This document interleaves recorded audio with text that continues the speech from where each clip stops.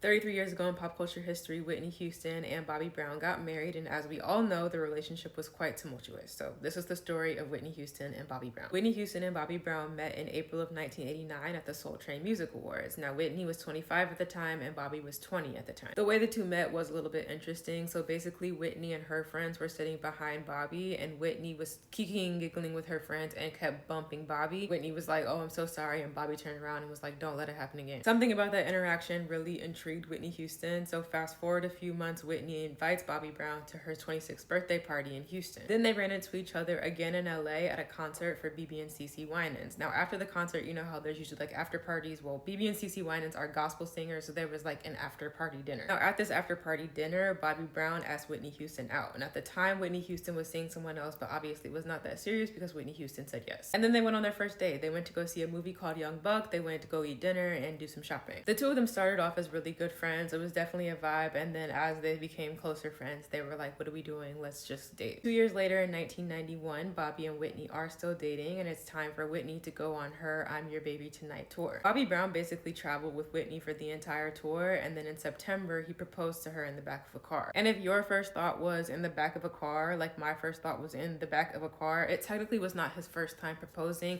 He had actually proposed to her before, and she said no because getting married was just not on her plans. Then by the second time he asked, she was in love. Now, Whitney and Bobby got married in 1992 at Whitney Houston's Jersey mansion. Now, apparently they were both really nervous about this wedding. I like to call that intuition, but they were so nervous to the point where Bobby Brown actually locked himself in the bathroom. His friend, Alicia Etheridge, had to come convince him to leave the bathroom. We'll come back to her though. Now, things started to turn bad very shortly after the wedding. When I say very shortly, I mean things were happening on the honeymoon. Whitney returned from the honeymoon with a big scar across her face, and when everyone was like, "Hey girl, what's that scar across your face?" she was like, "Me and Bobby were arguing. I got really upset. I threw a glass at the wall and the glass came and hit me in the face." And everyone was like, "Okay, girl." Just 2 months after the honeymoon, Whitney and Bobby announced that they are expecting, and on March 4th, 1993, they give birth to Bobby Christina. And one thing I didn't mention a little bit earlier in the story is that both Bobby and Whitney did struggle with substance and alcohol abuse. Bobby Brown did say that Whitney's use got a little bit worse after Bobby Christina was born because Whitney did have to withhold for the whole time she was pregnant. Now, the next year, June 1994, Whitney did announce that she was pregnant again. However, a couple weeks later, a spokesperson came forward and said that she miscarried on tour. Now, as you can imagine, the substance abuse only got worse from here. This is a lot to process, both physically and emotionally, and Whitney said that it got so bad to the point where she was using every day. Similarly, Bobby Brown was no better. He got into a car accident while driving under the influence, got charged with a DUI, and then got sentenced to 55 days in jail. And over the next few years, Whitney and Bobby are continuing to go through it. There was another miscarriage reported and also other reports of altercation.